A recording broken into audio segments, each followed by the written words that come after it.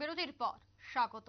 ইতিমধ্যে দেশের রাজনীতি উত্তাল, তারই মধ্যে খবর যে নীতিন গডকরির সাথে প্রধানমন্ত্রীর একটা দূরত্ব, আর সেই বিষয়টা নিয়ে এবার নীতিন গডকরি অবশেষে মুখ খুললেন। লোকসভার আগে প্রধানমন্ত্রী ও দলকে নিয়ে ইঙ্গিতপূর্ণ বার্তা তিনি দিলেন।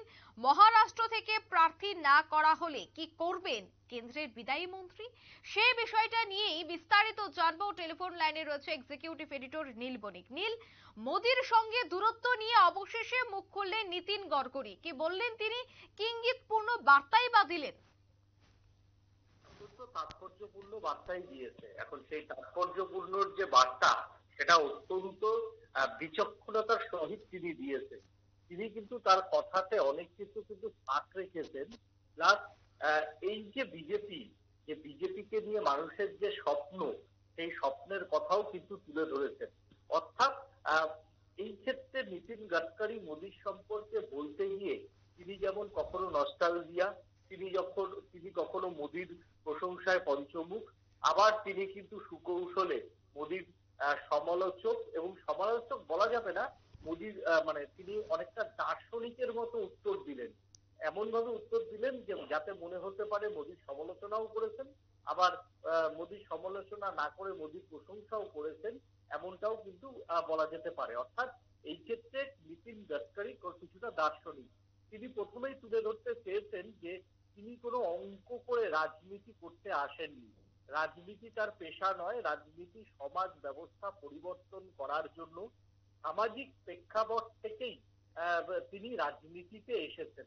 অর্থাৎ রাজনীতিতে তিনি অনেক কিছু পেয়েছেন, তবে তার হারানোর কিছু আর রাজনীতিতে নেই বলেও তিনি জানিয়েছেন।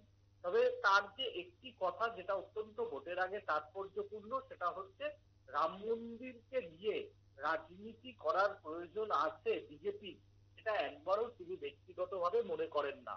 এবং তিনি যেটা বোঝাতে চেয়েছেন যে তিনিও কোনো অন্ধ ধর্মীয় বিশ্বাস বা ধর্মীয় বিভাজনে তিনি বিশ্বাসী নয়, এবং তিনি আর্থ-সামাজিক উন্নয়ন কিভাবে হবে এবং ধর্মকে সঙ্গে নিয়ে কিভাবে মানুষের উন্নয়ন হবে, তিনি সেই মতাদর্শে বিশ্বাসী।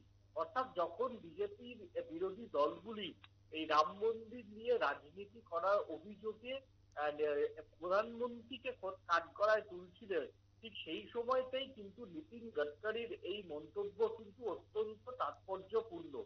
এবং পাশাপাশি তাকে যখন প্রশ্ন করা হয় যে তিনি যদি টিকিট না পান তাহলে কি তিনি অন্য কোনো দলে যোগদান করতে পারেন, সেই ক্ষেত্রেও কিন্তু তিনি পরিষ্কার করে দিয়েছেন যে তিনি অঙ্ক করে রাজনীতি করতে আসেননি। এবং আর্থসামাজিক যদি পরিবর্তন করতে হয় তাহলে রাজনীতি থেকেই করা যায়। অর্থাৎ এই জায়গাতেই কিন্তু প্রশ্ন উঠছে, তার মানে তার সক্রিয় রাজনীতি করার ইচ্ছে তার রয়েছে। এখন যদি মোদী সরকার তাকে বা মোদী যদি সেই সুযোগ না দেয় তাহলে তিনি কি করবেন, সেই প্রশ্নে কিন্তু তিনি তার জবাব একেবারেই দার্শনিক পর্যায়ে তিনি দিয়েছেন যে তিনি যদি মনে করেন রাজনীতিতে থাকবেন তাহলে আমি থাকবো।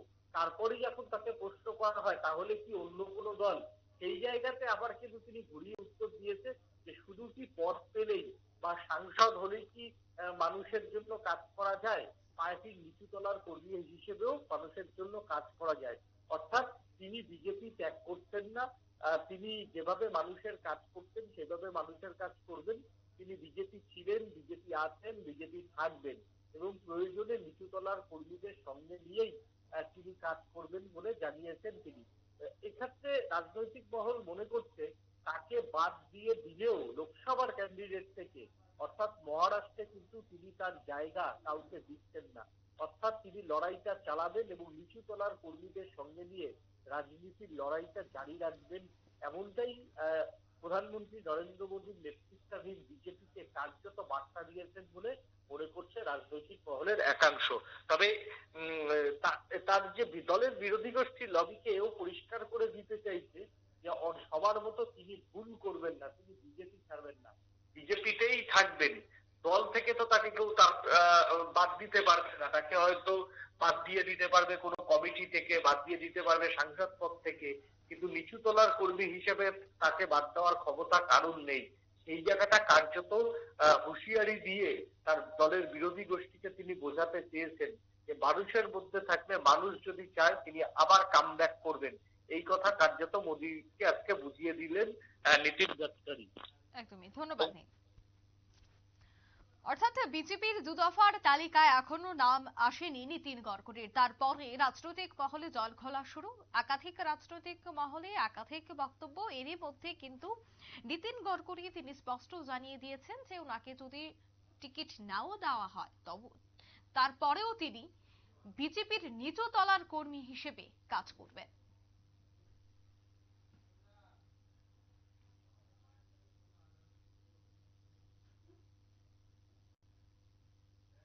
নিয়ে নিচ্ছি ছোট্ট একটি বিজ্ঞাপন বিরতি, সঙ্গে থাকুন।